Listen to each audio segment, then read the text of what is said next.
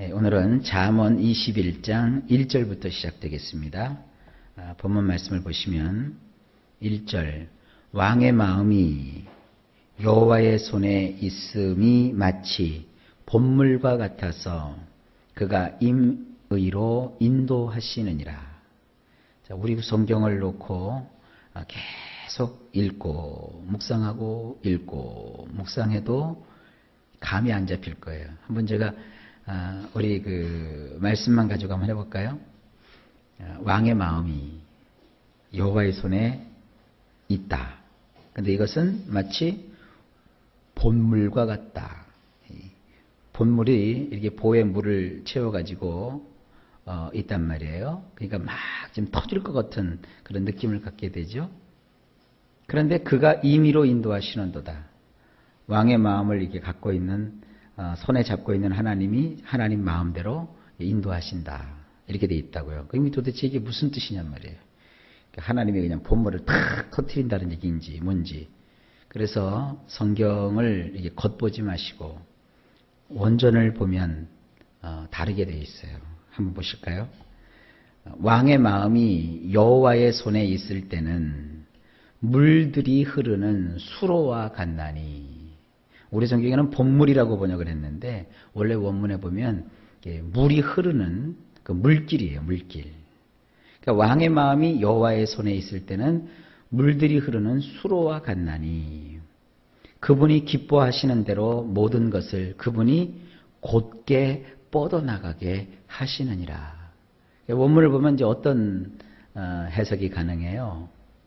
왕이요. 이런 마음을 가질 수도 있고 저런 마음을 가질 수도 있는데 일단 왕이 그 마음을 여호와께 두면 여호와의 손 위에 왕의 마음이 놓여 있으면 그러니까 왕이 해야 될 일은 뭡니까? 자기의 마음을 여호와께 두어야 되는 겁니다.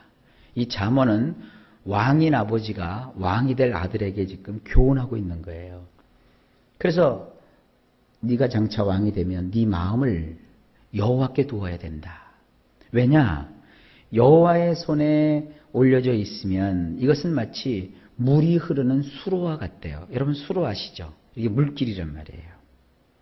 그런데 하나님이 기뻐하시는 대로 모든 것을 그분이 그 수로를 통해서 쭉쭉 물이 흘러가도록 곧게 앞을 향하여 뻗어나가도록 하나님이 하신다는 겁니다. 우리 인생도 마찬가지예요. 내 마음 나도 어쩔 줄 모르면 안 돼요. 그러면 역사가 나타날 수 없습니다. 여러분의 마음을 다 해서 여러분의 마음을 하나님의 손에 올려놔야 돼요. 하나님의 손에 우리 마음을 올려놓는다는 건 뭡니까? 주님이 뜻하신 대로 우리를 사용할 수 있어야 됩니다. 목회를 해도 내 맘대로 막 계획을 세워놓고 하나님 이렇게 해주세요. 이렇게 해주세요. 내가 막 하나님을 이끌고 나가면 하나님께서 그렇게 기뻐하시겠어요?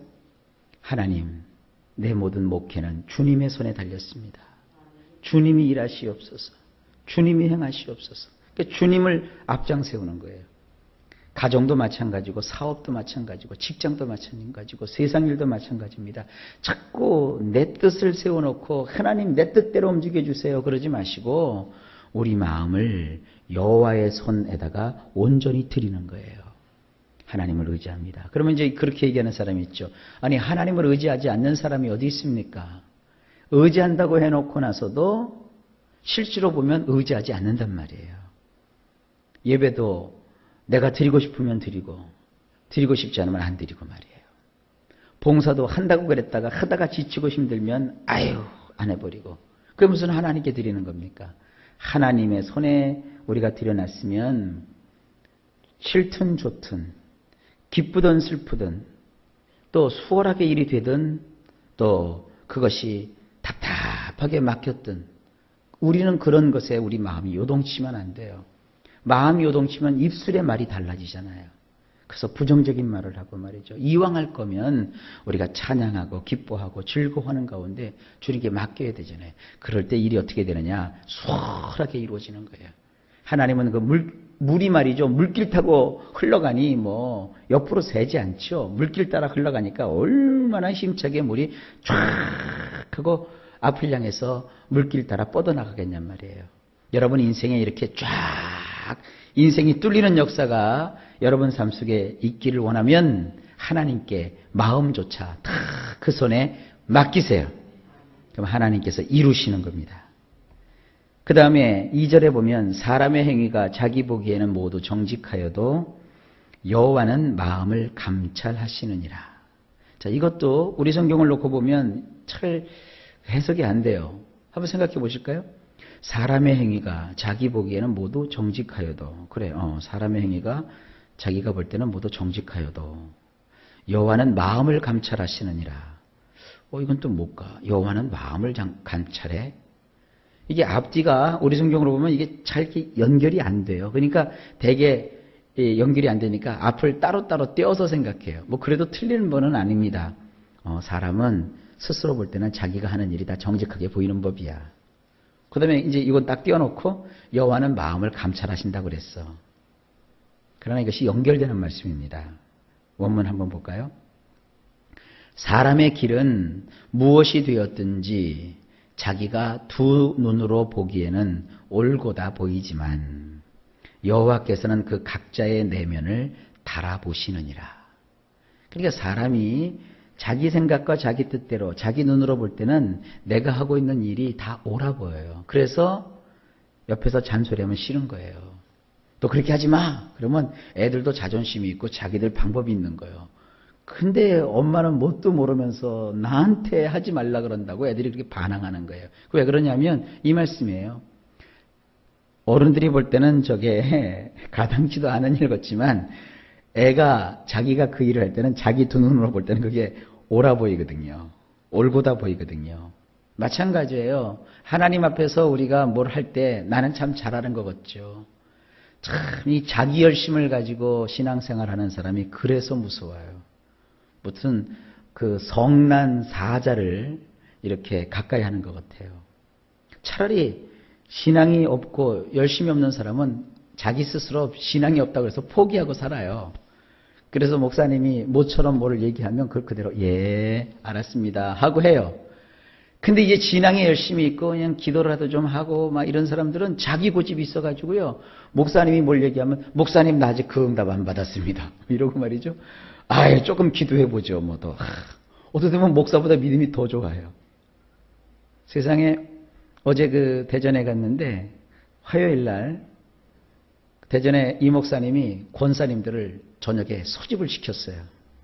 한 명도 안 빠지고 9명 권사님들이 다 참석을 했어요. 뭐 했느냐? 지금 국가가 풍전등화와 같은 위기 속에서 전쟁이 일어나느니 마느니 뭐 지금 골치 아프고 힘든 일이 있는데 집에서 편하게 자면 어떡하냐고 다 소집을 시켰어요. 그래가지고는 기도실로 다 데려가서요. 저녁 내내 기도를 시켰대요. 그래서 제가 어제 가서 참 잘하셨습니다 그랬어요. 예, 그거예요. 근데 뭐 이제 각자 알아서 기도하세요 그러면 안 해요. 자기들 나름대로 자기들 바쁜 일이 있고 자기들 다 좋은 일이 있단 말이에요. 그러나 그게 아니라고요. 한꺼번에 싹 모여서 기도하시오. 그게 하나님이 하시는 방법이라고요. 이게 뭔가 명령이 떨어졌을 때 자기 생각과 자기 판단 버리고 순종할 줄 아는 것도 이게 신앙이에요. 하나님은요, 우리 그 사람 한 사람의 각자의 그 속마음을 달아보시는 분이에요. 하나님은요, 우리의 행동도 중요하게 여기시지만 그 행동하는 사람의 마음을 소중히 보신다고요. 그러니까 저나 여러분들이나 이 행동으로, 행위로 뭔가 하나님 앞에서 자랑할 생각하지 마시고 속마음을 진실하게 가지시기 바랍니다. 내가 뭘 이렇게 하나님을 위해서 하면서도 마음속에 나의 의를 드러내려고 하는 마음이 있으면 얼른 그 싹 잘라내듯이 다 싹둑싹둑 잘라버리시고 하나님 내 마음을 달아보시는 하나님, 내가 주님의 뜻대로 살기 원합니다. 그런 마음부터 가지시고 일들을 감당하실 수 있기를 바랍니다. 지금은 국가가 큰 위기가 있습니다. 여러분이 국가를 위해서 오늘도 많이 기도하실 수 있기를 바랍니다. 자, 그 다음 구절 보실까요? 공의와 정의를 행하는 것은 제사 드리는 것보다 여호와께서 기쁘게 여기시느니라. 자, 이걸 원문으로 보면 이렇습니다. 여호와께서는 희생 제사를 드리는 자보다는 짜데크 그리고 샤파트를 행하는 자를 선택하시느니라. 우리가 하나님 앞에 제사를 지내죠. 제사를 신약에 와서는 예배라고 하고요.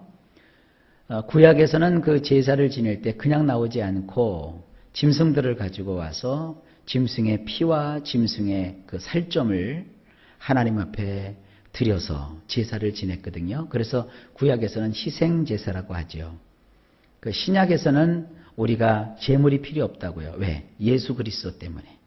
예수께서 십자가에서 단번에 우리의 모든 죄를 용서해 주셨고 우리를 받아주셨기 때문에 신약시대에는 짐승의 피와 살점으로 하나님께 드리는 것이 아니라 믿음을 가지고 예수님의 이름으로 하나님께 나와서 찬양과 영광과 경배를 올리는 거죠. 그런데 이 예배 드리는 삶은 우리 신앙의 가장 기초고 기반이에요.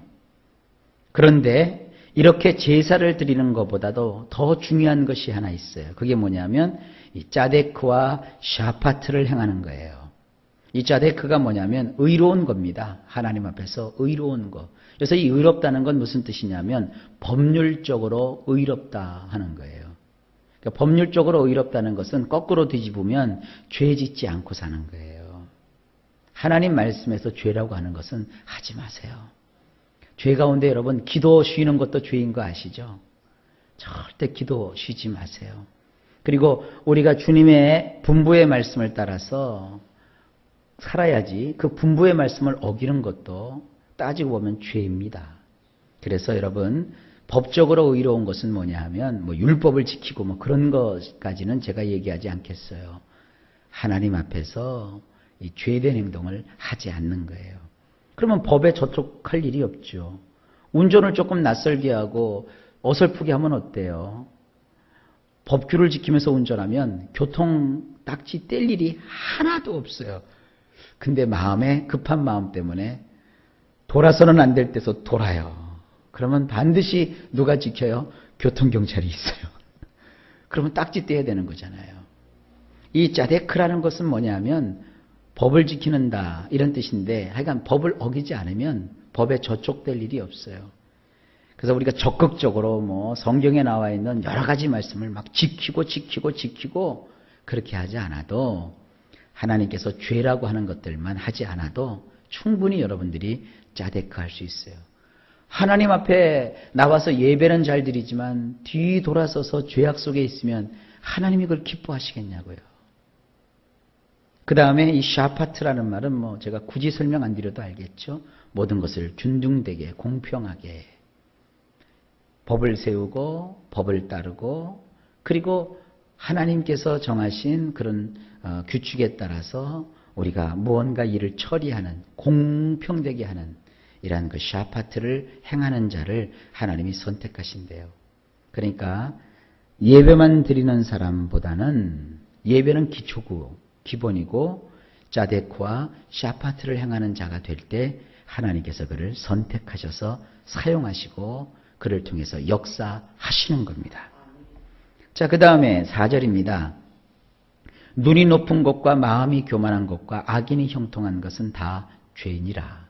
이 세 가지 죄가 나옵니다. 아까 그 3절에서 제가 짜데크 얘기하면서 죄 짓지 말라 그랬잖아요. 성경이 얼마나 친절해요. 이 세 가지 죄는 짓지 말라 이거예요. 자, 보세요. 두 눈을 도도히 높이는 것. 어때요? 두 눈을 도도히 높이는 게 어떻게 높이는 겁니까? 이 눈을 치켜띄는 겁니다. 이렇게 봐야지. 이러고 말이죠. 그리고 사람을 볼 때 사람 위에 사람 없고 사람 밑에 사람 없는 거예요. 사람을 볼 때 그래갖고 사람 내리 깔아보고 말이죠. 그렇게 하지 마세요. 그게 뭐예요? 죄예요. 그죠? 눈을 곱상하게 선하게 떠서 측은하게 바라봐 줄 줄 아는 그런 눈을 가지셔야 돼요. 자, 분명히 보세요. 두 눈을 도도히 높이는 것과 또 마음으로 크게 뻐기는 것. 이게 이제 허장성세라고 하죠. 가진 것도 없으면서 막 가진 척하고 말이죠. 하지도 못하면서 막 하는 척하고 말이죠. 뭐 별로 크게 한 것도 없으면서 막 요만한 거 해놓고 나서 막 크게 막 뻥튀기 하고 이런 거 죄입니다. 마음을 크게 뻐기는 것, 이거 죄입니다. 그 다음에 세 번째로 우리 성경에는 악인이 형통한 것이라고 되어 있는데 원문이 이렇습니다. 악한 짓을 하느라 등불을 밝히는 것. 이 전기가 말이죠. 지금 우리가 뭐 굉장히 공짜로 쓰는 것 같이 생각하고 있는데 전기세 만만치 않다고요. 근데 나쁜 짓 하면서 이 비싼 전기불을 사용하는 거, 이거 죄라는 거예요. 이게 원문에 보면 이 등불을 밝히는 것이라는 말이 또 다른 말로는 이렇게도 표현돼요. 땅을 묵혀두는 것. 쥐가 농사 짓지 못하면 다른 사람이라도 그 농사 짓게 해야지. 왜 그 소중한 땅을 말이죠. 자기가 농사 짓기 싫다고 그냥 묵혀둬 버리냔 말이에요. 땅도요, 너무 혹사시키면 땅도 망치지만 너무 또 쓰지 않고 묵혀두면 땅도 상해버려요. 그러니까 내가 하지 못했을 때는 남이 그걸 할 수 있도록 해야죠.